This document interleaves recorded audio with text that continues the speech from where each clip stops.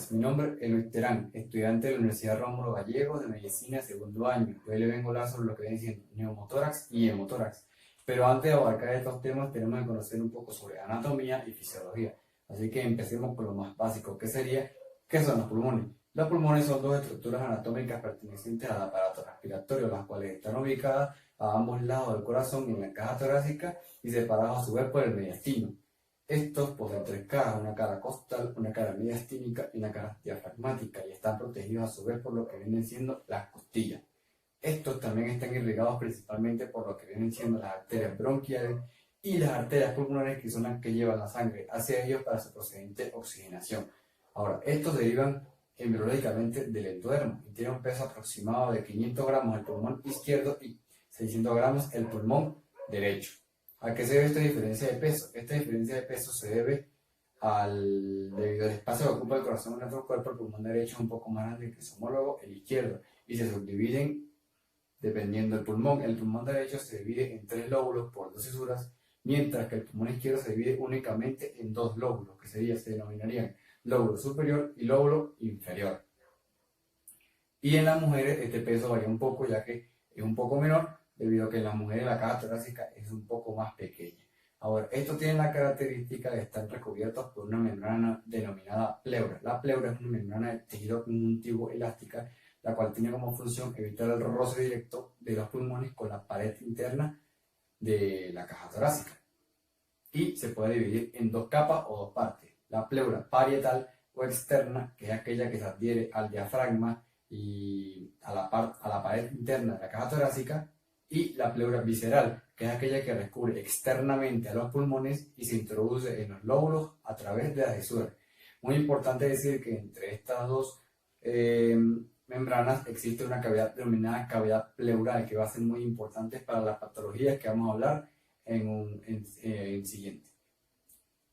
Ahora, fisiológicamente, ¿cómo funciona el pulmón? Sabemos que la función principal del pulmón es oxigenar la sangre para que nuestro cuerpo funcione, y podemos dividir en 3 etapas este proceso. Primero vendría lo que es la ventilación pulmonar, que es el proceso de inspiración y el proceso de expiración. El proceso de inspiración se realiza debido a la dilatación de la caja torácica, lo cual permite la entrada de aire, y este proceso es activo. Y la expiración es la salida del aire de nuestro cuerpo, y este proceso es pasivo. Luego tenemos lo que viene siendo el proceso de difusión. Este proceso es en el cual se realiza el intercambio gaseoso en los alvéolos. Este se realiza debido a la diferencia de concentraciones de gases, ya que el oxígeno se queda dentro de los alvéolos y el dióxido de carbono pasa al espacio muerto, que serían los conductos respiratorios. Es decir, que este proceso se realiza debido a las diferentes presiones que están tanto dentro del alvéolo como fuera del alvéolo. Y luego, por último, tenemos el proceso de perfusión, que es el paso de la sangre por un capilar para su procedimiento de oxigenación y luego ser regresada al corazón para que sea bombeada hacia nuestro cuerpo. Ok, ahora hablemos específicamente del neumotórax. Un neumotórax es un colapso pulmonar que viene dado por la filtración de aire en el espacio que se encuentra entre los pulmones y la pared torácica. ¿Por qué se da esto? Esto se da debido a que el aire entra y presiona la parte externa del pulmón, lo cual lo hace colapsar. Lo puede hacer colapsar de forma completa o de forma parcial, es decir, solamente porciones del pulmón. Esto se puede dar por diferentes causas, como lo pueden ser una contusión, una herida penetrante o patologías pulmonares anteriores, o simplemente sin ninguna de estas anteriores, es decir, de forma espontánea. Ahora, su fisiopatología.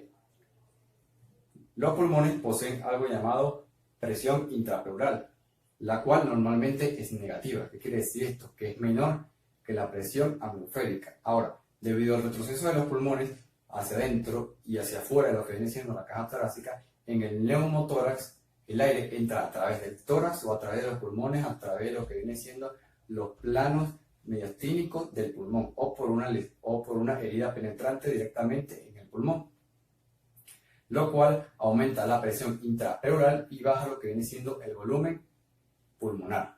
Ahora, el neumotórax se puede clasificar en diferentes partes, como lo puede ser principalmente el neumotórax espontáneo y iatrogénico, los cuales vamos a desarrollar a continuación. Ok, ahora hablaremos sobre el tipo de neumotórax espontáneo.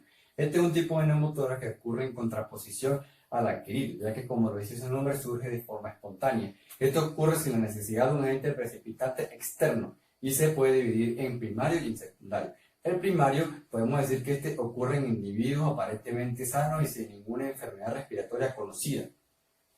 Y surge principalmente en jóvenes fumadores por causa de una ruptura de una vulva subpleural. Y el secundario es lo contrario del primero, ya que esto ocurre en pacientes con patología pulmonar previa, como lo puede ser la mayoría de las veces por EPOC, la enfermedad pulmonar obstructiva crónica. Y esto surge en personas de alta edad, excepto los casos de fibrosis quística.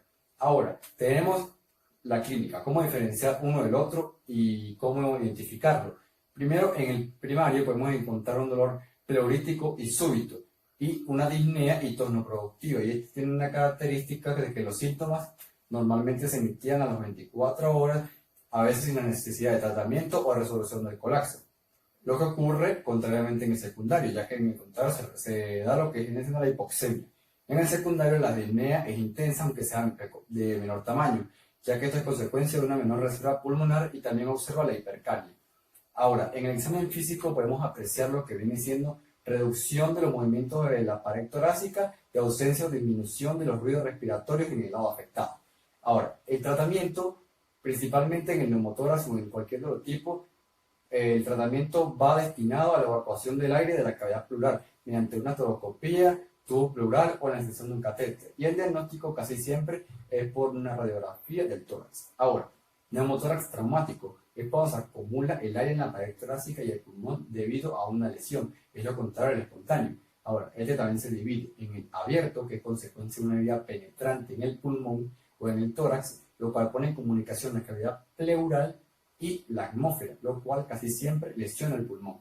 Y el cerrado, que está causado en la mayoría de sus casos por una fractura costal, una rotura bronquial o una lesión esofágica. Ahora, la clínica de este es dolor torácico. La mayor parte de este dolor se debe a la lesión que obviamente causó el neumotórax, acompañado de la respiración rápida y falta de aire. Y en el diagnóstico se suele basar en una radiografía, solamente que a veces en algunos casos se realiza un eco para descartar lesiones a otros órganos.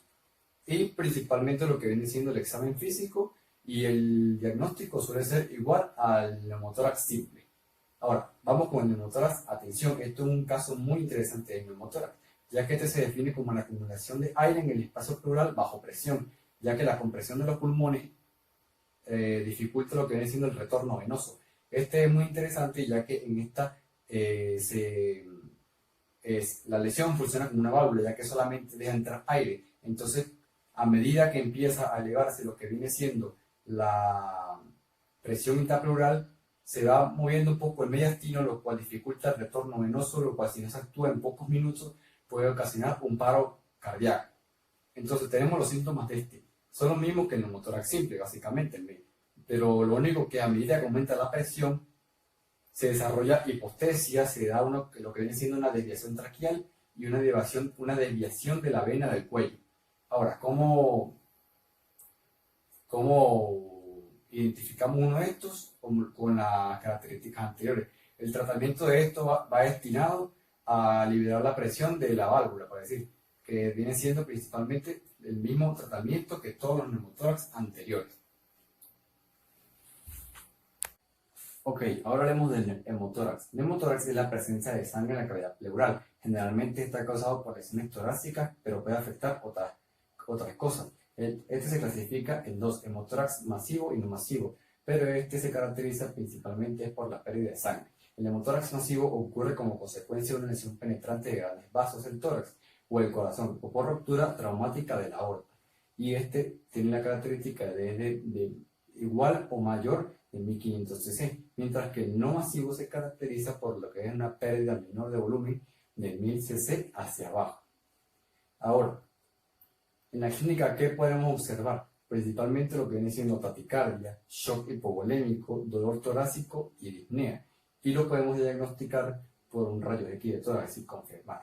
Ahora, el objetivo del tratamiento es estabilizar a la persona, es decir, detener el sangrado y extraer la sangre y el aire de la cavidad pleural. Ahora, se introduce una sonda pleural o un tubo pleural a través de la pared del tórax entre las costillas con el fin de drenarlas. Ahora, este es un impedimento que utilizan mucho en las dos patologías que nombré, así que lo voy a definir un poco. Este es un tubo flexible y hueco puesto dentro del tórax que actúa como drenaje. Las sondas pleurales permiten lo que es la salida no solo de sangre, sino también de líquido y aire, desde el espacio alrededor de los pulmones, el corazón o el esófago. Y este se coloca entre las costillas y dentro del espacio pleural. Ahora, otra cosa muy utilizada es la punción torácica o toracocentesis, que es un proceso realizado para drenar el líquido que se encuentra en el espacio entre el revestimiento externo de los pulmones, que vendría siendo lo que la pleura, y la pared torácica. Eso sería todo por el momento. Hasta la próxima.